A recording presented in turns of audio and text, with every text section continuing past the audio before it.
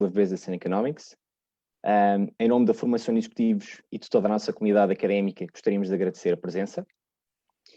O webinar de hoje será sobre o Purpose Driven Business, não só o conceito, mas também um programa que iremos lançar muito brevemente no próximo mês de outubro, e tentaremos esclarecer um pouco mais sobre este conceito, sobre o que é esta oferta, e iremos fazê-lo através do diretor do programa, o professor Nuno Moreira da Cruz, que hoje vai conduzir a restante sessão.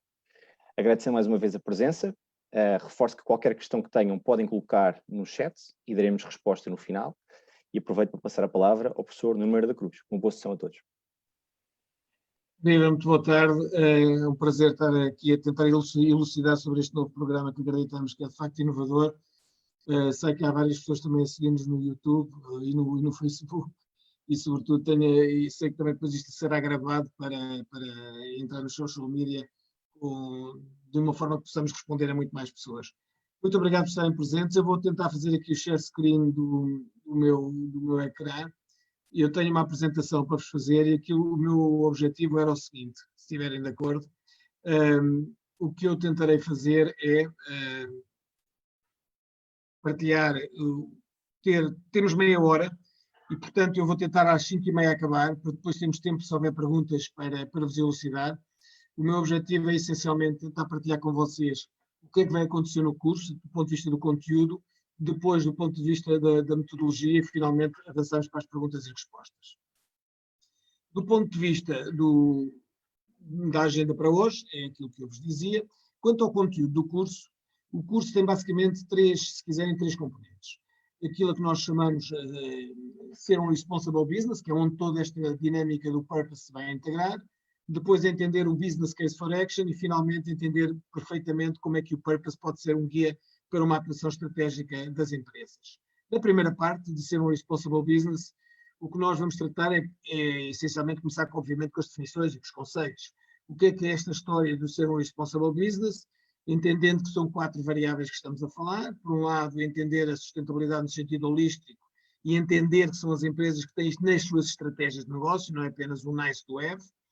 A segunda parte tem a ver com entender, são as empresas que têm uma visão integrada dos interesses todos dos stakeholders e não apenas do acionista, como foi mais evidente durante as últimas décadas.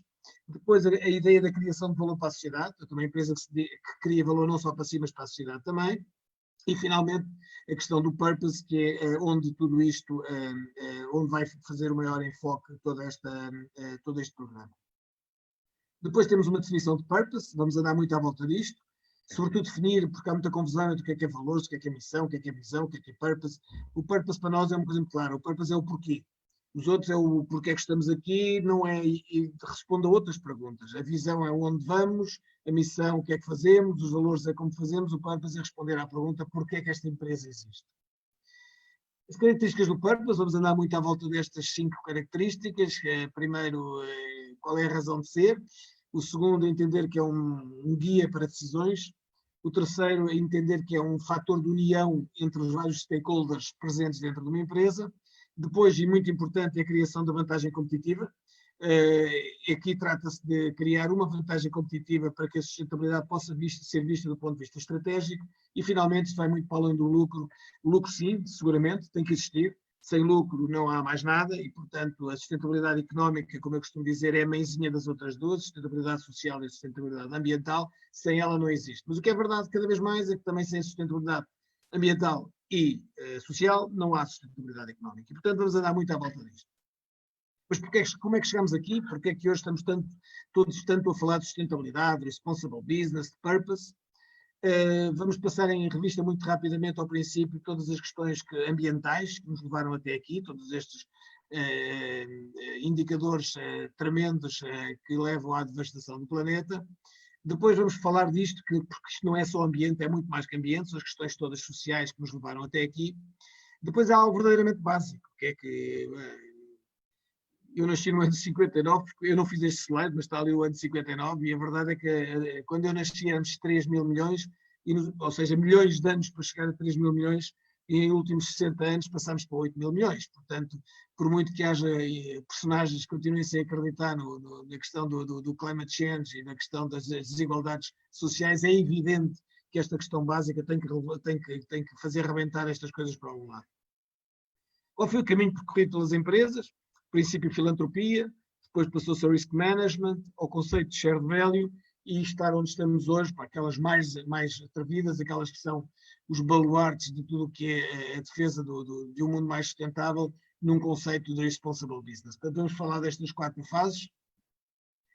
Vamos falar também disto. Há uma parte do curso que eu quero falar deste modelo do Porter. O Porter, que é o guru da competitividade estratégica, que vocês seguramente seguiram ao longo das vossas vidas de alguma maneira. Ele foi o primeiro, em 2006, a olhar para isto e a ver esta ideia do shared value. E vamos falar do que é que significa o shared value do ponto de vista da criação da vantagem competitiva e da questão da estratégia corporativa. Portanto, esta primeira parte vai ser, eu depois já vos digo qual é a dinâmica propriamente das semanas, para ficar tudo muito claro, mas a primeira parte vai ser a primeira semana, anda muito à volta disto. Os conceitos, como é que chegamos aqui, a criação da vantagem competitiva. E então entramos numa segunda, que será a segunda semana, que é entender o business case for action. Entender que tem que haver claridade sobre a criação da vantagem competitiva. As empresas não são a Madre Teresa de Calcutá, e, portanto, as empresas têm que perceber onde é que está o dinheiro para se mexerem. Por muito que haja um coração aqui, tem que haver uma razão também. Portanto, se não entendemos o business case for action, isto é receita para desastre. Portanto, vamos andar muito à volta disto. E eu vou passar 3 slides seguidos sem dizer nada, só para vocês lerem. Isto é o CEO que vocês conhecem, da Unilever.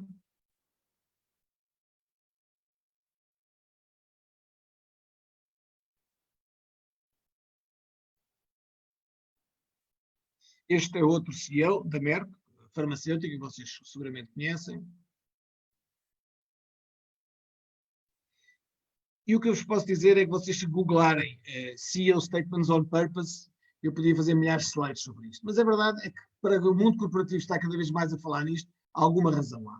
Entretanto, este senhor, que é talvez o senhor investigador que mais se tem dedicado a tentar perceber a relação entre todos estes temas e a bottom line, os resultados das empresas, ele tem um último artigo em que ele deixou claro que, muitos dos estudos que tem realizado o conduzem a este tipo de decisões. E, portanto, com base neste contexto que temos, nós andaremos à volta de várias situações, vou-vos dar vários exemplos, vários estudos de que comprovam que, de facto, a purpose pays, ou seja, que há, de facto, um business case for action.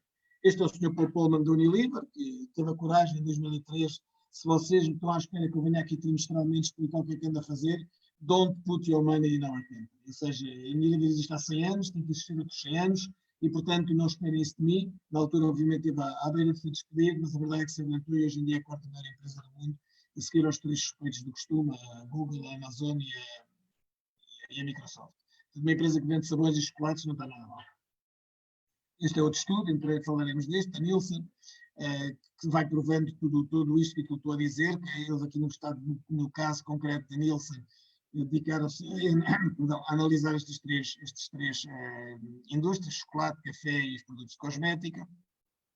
Este é outro estudo da BCG, uma consultora que vocês seguramente conhecem, onde eles concluem exatamente isto, que we found clear links between non-financial and financial performance. Este é outro estudo também do mesmo senhor que falava há bocadinho, Jorge Serafim, onde ele, sobretudo, cria isto é um estudo que sai de janeiro de 2019, ano passado, onde ele prova, do ponto de vista da research, da investigação que fez, que há uma estatística by adopting sustainability measures, como ele diz. Portanto, haverá muitos documentos para ler no curso e haverá muito à volta, falaremos muito disto. Depois, isto é inevitável falar hoje em dia, todas estas métricas do ESG, Environment, Social and Governance, estão cada vez mais na hora da verdade, porque hoje em dia os investidores cada vez mais precisam de ter provas de que estas coisas estão a correr bem nestas métricas, falaremos muito disso. Isto é algo que é de ontem, isto é tão atual que isto é de ontem, isto é o World Economic Forum, trabalhando com estas quatro consultoras grandes, a Deloitte, a Ernst & Young, a KPMG e a PwC, puseram um documento à consulta pública mundial para definitivamente standardizar estas medidas, para que não seja, como tem acontecido muitas vezes, vamos falar nisso, as medidas que dá jeito são aquelas, o where I look good. Portanto, esta é uma iniciativa muito relevante, vamos falar dela. que nos leva a isto, que é outra realidade dos mundos de hoje, porque vocês quando olham para um EBITDA de 1 milhão de euros, quando eu digo EBITDA mal, significa uma empresa que se porta mal, agora estou a aligerar a conversa, não é? Que se porta mal versus uma empresa que se porta bem. A verdade é que, do ponto de vista financeiro, é exatamente igual. As duas empresas dão 1 milhão de euros. E nós sabemos que intuitivamente isto não está correto, não há qualquer coisa a fazer. E, portanto, é aqui que entra toda esta questão do impact accounting, que é como é que nós somos capazes de incluir num resultado financeiro contabilístico toda a questão do natural capital e do human capital. Se uma empresa destrói o ambiente, se uma empresa cria desigualdades sociais, como é que nós podemos fazer que aquele milhão se transforme em 900 mil dólares? Ou, pelo contrário, 1 milhão de uma empresa boa se transforma em 1. Isto é algo que está muito hoje em dia a nascer, é uma iniciativa que há que seguir. Eu digo isto muitas vezes, eu acredito que isto é uma das principais barreiras à implementação de tudo isto, porque de facto se isto for se realisticamente e contabilisticamente conseguimos sentir tranquilidade quanto a isto, temos um caminho diferente a percorrer. Este é outro estudo, nós teremos o homem da Accenture Strategy em Portugal, e eu já lá vou voltar a todos os CEOs que partilharam os seus conhecimentos connosco, vão participar neste curso. Isto é um estudo que eles fizeram com as Nações Unidas e que ele falará num dos vídeos. Isto é uma tendência que temos de ter muito cuidado, que é aquilo que se chama o greenwashing, que são as empresas que falam muito, mas fazem muito pouco pela sustentabilidade, e é aquilo que se chama o greenwashing, e vamos dar exemplos destas coisas. E então entraremos, portanto, é a segunda semana, é toda esta semana de provar que há um business case for action, que indubitavelmente as empresas têm que se mexer, porque, como eu costumo dizer, não há estratégias de sustentabilidade. Sustentabilidade é a estratégia, não há outra. Portanto, as empresas se posicionam desta maneira, ou será uma questão de tempo para assegurar a sua sobrevivência. E falaremos, na terceira semana, será muito dedicado ao purpose como guia de atuação estratégica. Falaremos destas empresas todas, do que é que são os seus purpose, porque é que elas existem. Estes são alguns dos exemplos, falaremos de outros. Isto é fundamental, e esta carta é uma carta que todos a terão que conhecer de cor, porque este senhor que é o CEO da BlackRock, que está sentado, como eu costumo dizer, em cima de 7 trilhões de assets, 7 trilhões, para que nos entendamos, 7 trilhões de dólares é o GDP de duas Alemanhas, portanto, o senhor manda, e foi o primeiro homem que em 2018 definitivamente pôs isto na agenda corporativa das grandes empresas. Quando começou a falar de ciência de purpose. Um homem que só falava de margens, volumes, custos, evitar, de repente aparece a falar de purpose e de ESGs, e certamente bonito, mas sem a garantia do ESG, eu não acredito que vocês vão ter futuro, e isto de facto foi uma enorme pedrada no charco corporativo. Em 2018 ele escreve isto, 2019 ainda reforça mais isto com uma carta ainda mais forte, do Purpose and Profit, e portanto veio definitivamente pôr no mapa do mundo corporativo a questão do purpose como guia estratégico de atuação. Mas é evidente que a minha geração, e muitas das gerações que me seguiram, viveram muito iluminadas por este senhor, que dizia que a única responsabilidade social é fazer dinheiro, é profit, ponto final. E, portanto, eu pago impostos, e a partir do momento em que eu pago impostos, alguém tem que resolver os problemas ambientais e sociais, não sou eu. Portanto, este Milton Friedman, que tanto influenciou o raciocínio de muitos managers, é aquilo que hoje em dia está profundamente em causa e está a ser muito discutido. Portanto, nesta última semana vamos falar muito de porque é que é importante, e eu vou entrar em detalhe porque é que é importante para os investidores, tudo isto que estamos aqui a falar, porque é que é importante para as empresas, a prova de que para as empresas isto faz imenso sentido entrar neste caminho de entender melhor o seu próprio purpose. Isto alguns estudos que eu apresentarei que prova o genuíno e a importância do purpose. É importante para os consumidores, e há N estudos que vão provando isto, que provam que de facto o consumidor hoje em dia está cada vez mais a olhar para isto com uma consciência de preocupação com a sustentabilidade. É importante porque os empregados, isto é se calhar, se quiserem, se calhar o mais importante, porque é que estes CEOs do mundo estão tantos a falar de purpose, é porque veem esta nova geração muito mais virada para tudo isto, e com a consciência clara de que se querem atrair talento, há algo diferente a fazer.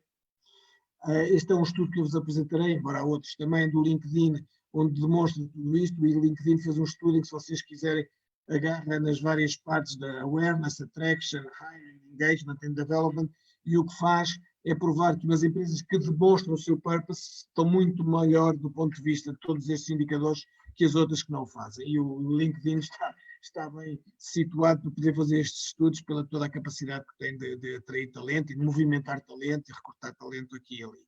E depois entramos na parte que, last but not least, que é a parte da implementação. Ou seja, o problema destas coisas, como tantas outras, é que uma implementação é sempre a parte mais difícil. Como é que se implementa o purpose? Como é que isto faz parte de um processo de uma cultura de uma empresa? Vamos à volta disto. Nós estamos agora a ultimar uma research note aqui no centro, que partilharemos antes do início do curso, onde vamos andar um bocado à volta daquilo que consideramos as coisas mais importantes para implementar um processo de purpose e o desafio da cultura da empresa. Nós não podemos nunca deixar de falar do desafio da cultura da empresa, e este slide é muito interessante, que isto é um estudo feito em 2019 por Harvard, onde demonstra que o mais importante não é se o senior management tem um low purpose ou high purpose. Isso quase não mexe nos resultados financeiros. Haja muito purpose ou pouco purpose, isso não mexe nos resultados. Agora, quando em termos de middle management, é uma história completamente diferente. Quando há um middle management genuinamente agarrado à ideia do purpose, as coisas têm um impacto financeiro muito grande. Eu dou sempre aquele exemplo que vocês conhecem com certeza, aquela história de dois pedreiros a partir pedra, não é? Pergunta só o primeiro o que é que o senhor está a fazer e ele responde por partir pedra. Pergunta só o segundo e ele diz eu estou a construir uma catedral. Portanto, quando o middle management acredita que está a construir uma catedral e não apenas a partir pedra, faz toda a diferença na implementação de estratégias como esta. Quanto à metodologia, portanto, isto é o conteúdo, isto vão ser basicamente as 3 semanas do curso segmentadas desta maneira. Qual é a metodologia e aquilo que nós achamos que faz diferença, tudo aquilo que estamos a pôr de pé com este curso? A primeira, isto haverá uma sessão online semanal com o instrutor, comigo, portanto, todas as semanas haverá 1h30 em que eu estarei presencialmente com todos a fazer a apresentação da matéria dessa semana.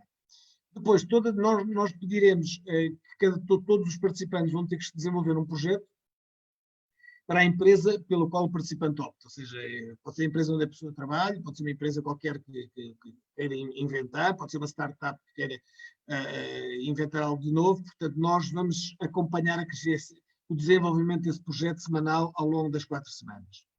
Vai haver um feedback personalizado semanal para o desenvolvimento, ou seja, tudo o que vocês puserem na semana vão ter um feedback imediato sobre a menor ou maior qualidade do vosso trabalho. Na mesma semana serão sempre lançados 3 desafios na plataforma digital, desafios que têm muito a ver com temas de atualidade, para que vocês sejam capazes de pensar sobre eles. Isto vai ser online sempre, 24/7, ou seja, quer eu, quer a minha colega Filipa Pires de Almeida, que será a tutora do curso, estaremos permanentemente a levantar questões e esperar as vossas reações, e portanto será um fórum como qualquer outro chat a funcionar. E no final haverá sempre uma avaliação. O objetivo é que, de facto, as pessoas possam sair daqui com um certificado e com uma avaliação de tudo o que fizeram. Como é que isto funciona a avaliação? A avaliação, portanto, entre cada semana haverá um trabalho que no final isto valerá 50% da avaliação.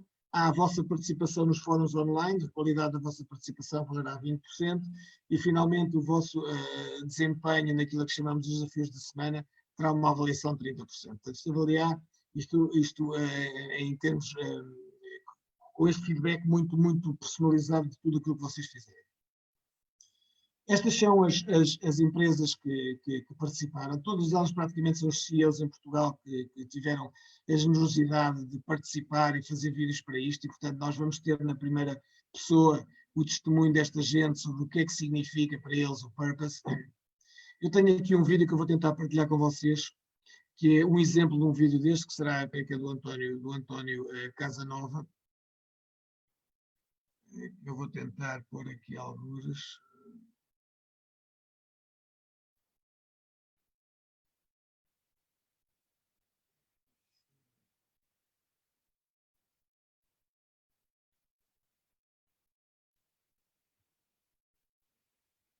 Estou a oferecer, creio, só um minuto.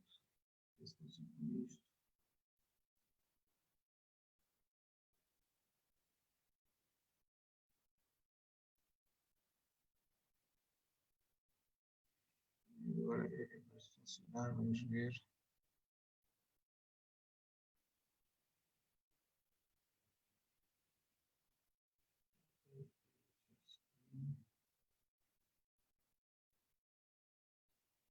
Este é um exemplo que escolhi de um dos 10 CEOs, esperando que o som funcione.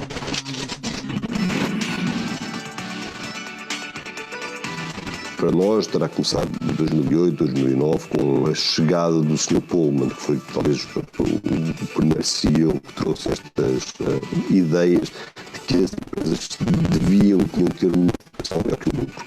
Se há alguma coisa que nos distingue de muitas outras empresas, é que uma empresa que tem como sua razão essencial o consumidor e aquilo que o consumidor quer. Esta lógica não é admissível fazer dinheiro a todo custo.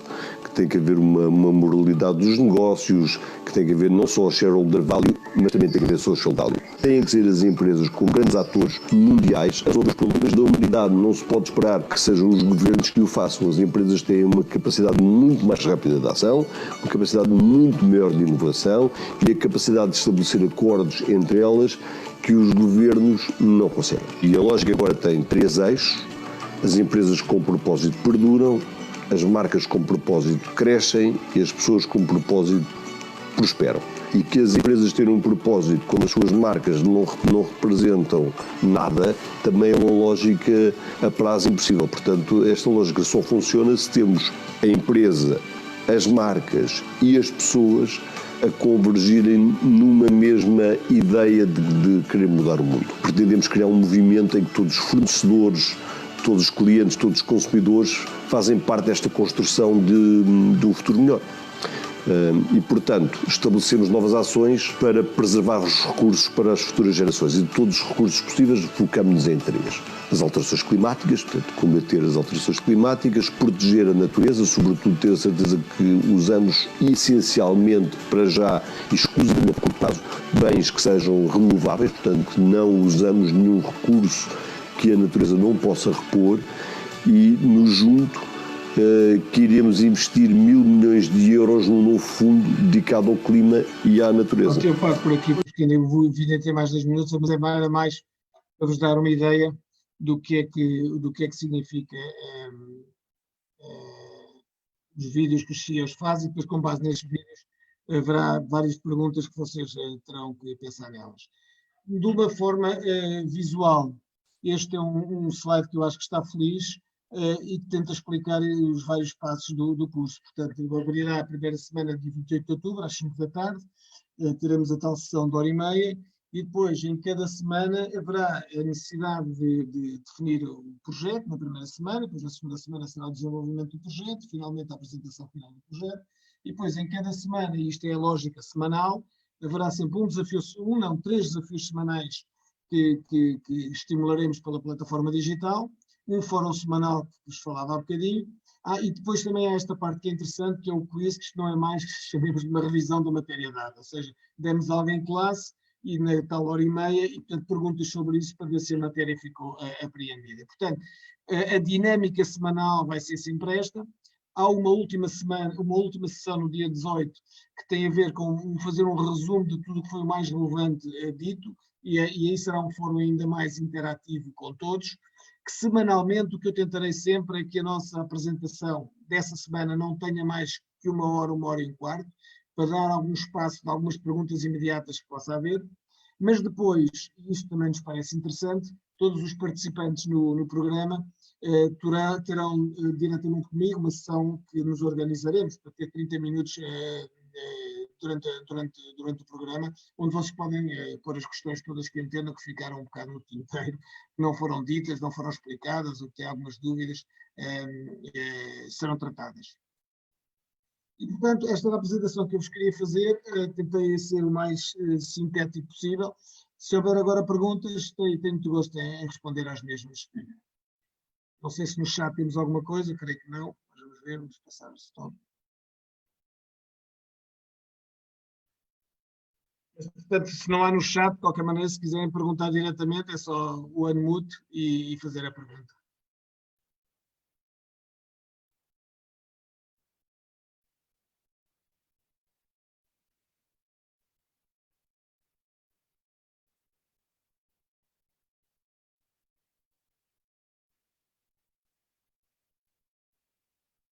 Se não há pergunta, pois então, olha, eu espero que tenha sido o mais claro possível sobre o programa.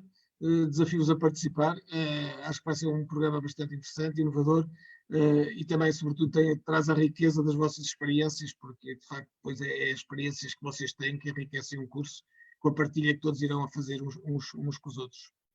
Da minha parte, Nuno Rolo, não sei se queres acrescentar alguma coisa. Mais uma vez, agradecer a presença. Qualquer dúvida que tenham, podem entrar em contacto connosco através dos meios habituais, através, por exemplo, do e-mail executivos@ucp.pt, e estaremos ao dispor. Agradecer mais uma vez a presença e um resto de boa tarde a todos. Obrigado, boa tarde.